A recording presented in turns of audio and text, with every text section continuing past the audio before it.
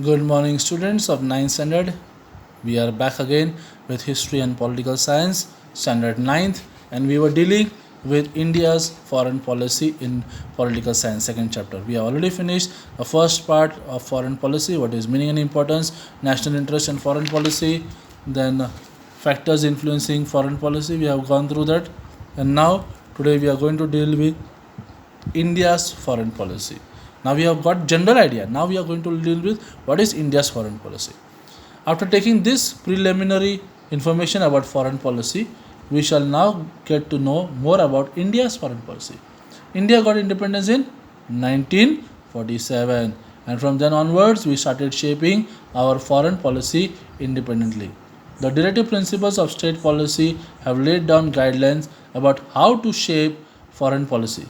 Article 51, among the directive principles of state policy, lay down the broad framework for foreign policy.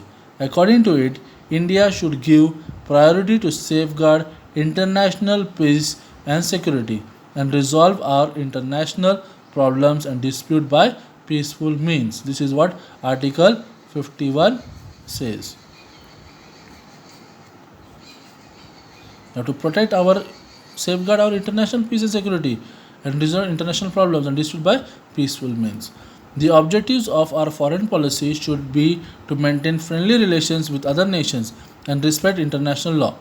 India's foreign policy till now has been developed in this framework. Means you have to resolve all the problems with neighboring countries peacefully, okay, and have good friendly relationship with them and respect, okay, others nations also, respect international law also. This is what, based on this is the our foreign policy prepared so far. Some more objectives of Indian foreign policy are as follows. While maintaining friendly relations with neighboring countries, ensure that the defense and security of India is not affected. Okay, when you are having friendly relationship with other countries, see that the defense and security of India is not affected. No compromise. Not to compromise about the geographical boundaries of the nation. Not to compromise about the geographical boundaries of the nation. Means the problem which is between India and Pakistan LOC, and even in the India and China McMahon line. So that no compromise. Okay, geographical boundaries.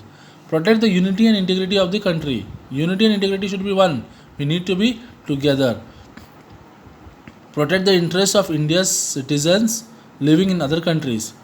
This responsibility is fulfilled by the Indian embassies there. Now there are people working in other countries.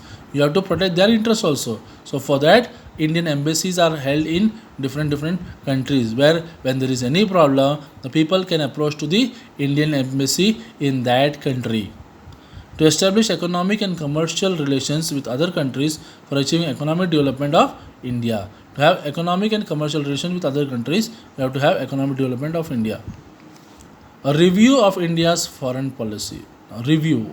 Okay. We shall take a review of India's foreign policy in two stages. The period from independence to 1990 can be considered at the first stage. Second stage would be from 1990 till date. Means whatever has been there, foreign policy which was there from earlier, we will go through that once again. Okay. Early phase and present. Okay. The stages are there. No, early phase. Now, India's foreign policy early phase. Prime Minister Pandit Nehru shaped India's foreign policy in the early period during the time after independence. He opposed colonialism through India's foreign policy. Colonialism means we were the colony of Britishers. So he opposed that. He took an internationalist position and gave priority to global peace and security. Three things influenced India's foreign policy in this period. First, he made an effort to understand all international events and developments independently without any pressure from any power. Means for the first time we tried to understand all the international events and developments without anyone putting pressure on us. Earlier we were being put pressure by the Britishers, but after independence no one had power over us, no one put pressure over us. We were taking our own decisions. Peace has always been a central feature of India's foreign policy.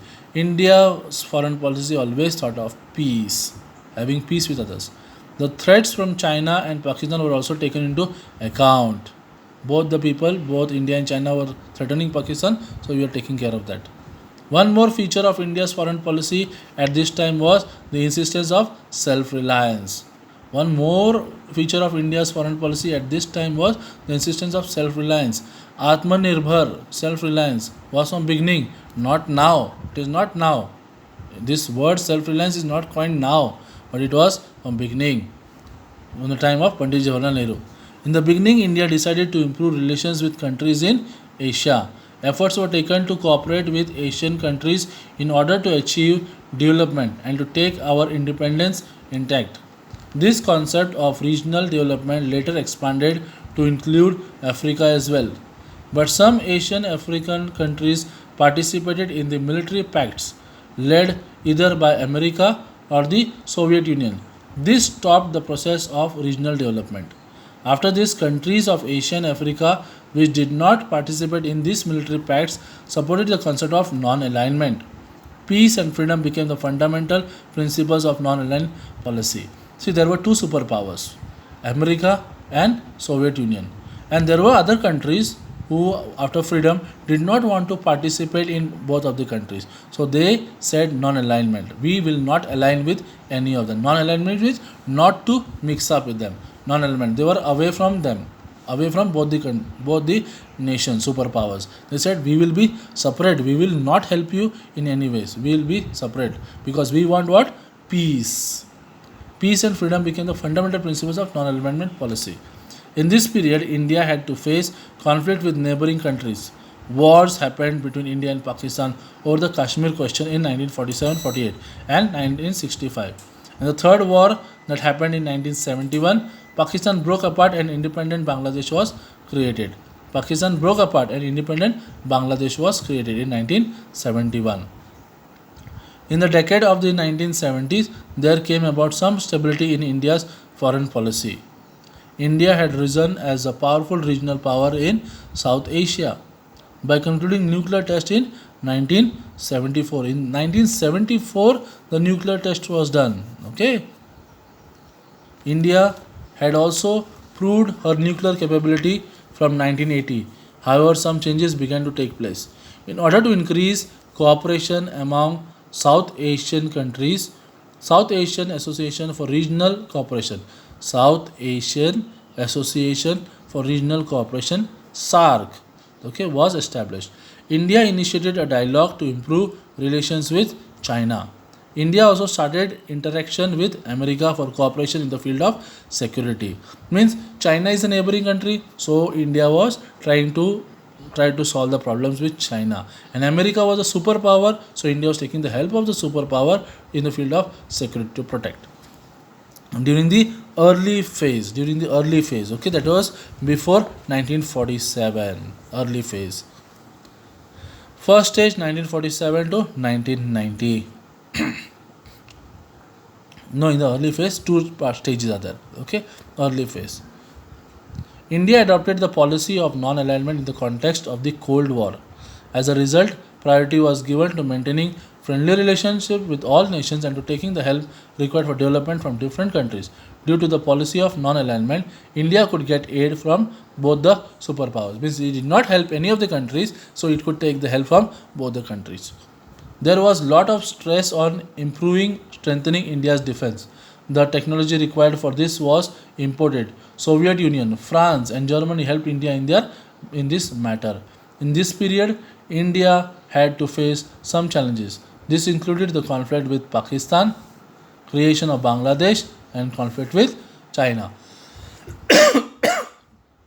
China and Pakistan was there, but then creation of Bangladesh came into existence.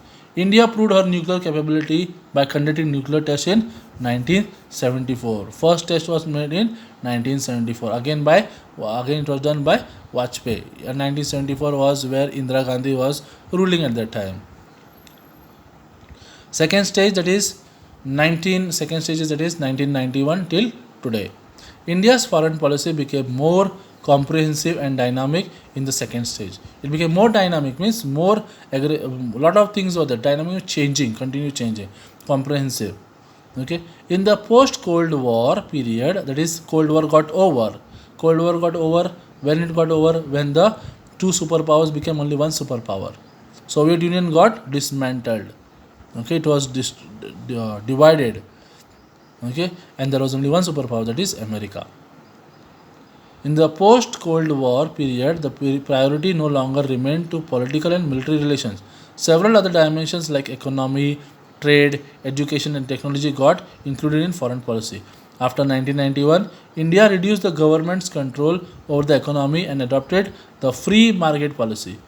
Naturally, there was an increase in trade with neighboring countries. Free market means anyone can come and anyone can this one. No, means with little limitations are there, but everyone could come. Others earlier this one only some countries could come and do market.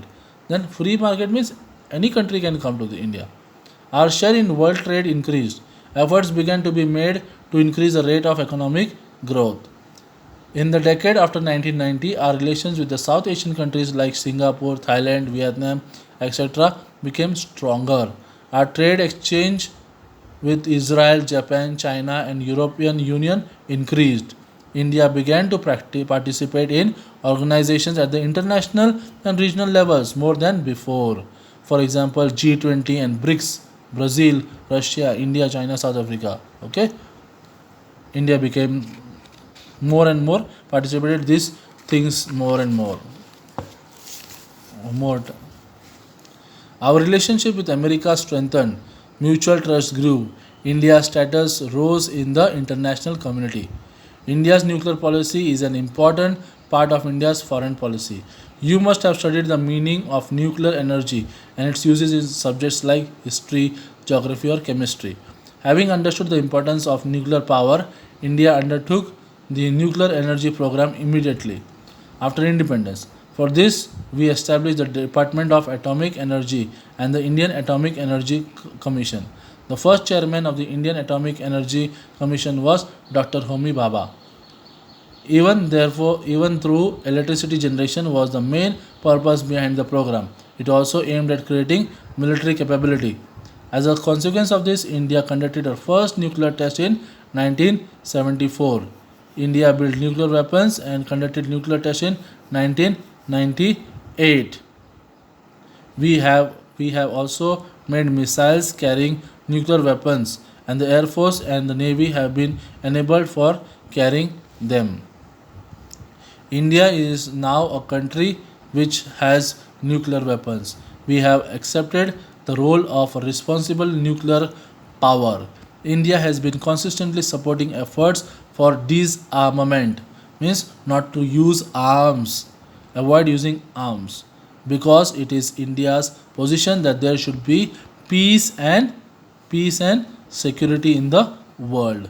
Having taken a survey of foreign policy in this way, we are going to study India's defense system in the next class. So please complete the work whichever is given here in your books and study that lesson.